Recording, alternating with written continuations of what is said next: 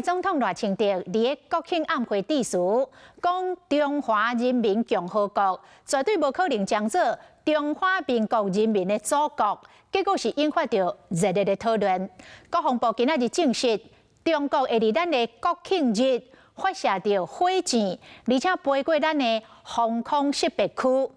另外，有国安人士提出着警告，讲阿强啊，伫赖总统发表完国庆演讲了后，会大动作来回应，会来进行着军事演习。阿行政院长杜英泰是回应讲，咱咧庆祝着国庆，中国无一届是欢喜的，希望对方会当正视中华民国存在的事实。中共火箭军选用武力，今年9月发射洲际弹道飞弹，当时声称讲是例行的演练，无针对特定国家。因为即马随着区域情势愈来愈紧张，国防部证实讲，中国将伫10月70国庆日迄一天发射运载火箭，并且飞过咱国防空识别区。说已经要射火箭，要经过会通过台湾了。我们希望这可能是不是之前讲的国安单位掌握的联合利剑 B？ 对这种妨害到区域安全、印太地区安全跟稳定的动作，希望中国能够有所节制。哦，你在这边呼吁他节制，他就会节制吗？不会，不会嘛？那所以你的因应作为是什么？我们做好自己的准备。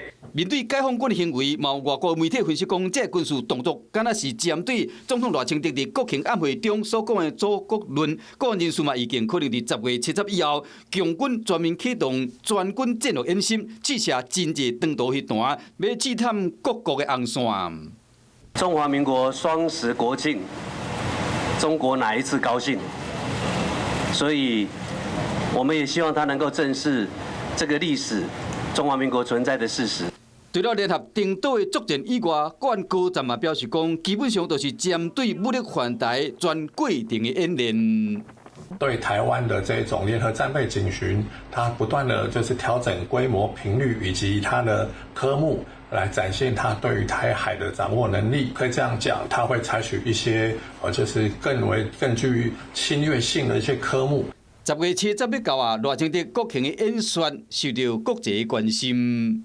Hello， 我是雷亚，想要抢而先掌握最及时的新闻资讯吗？赶快订阅、按赞、开启小铃铛，锁定华视新闻 YouTube 频道。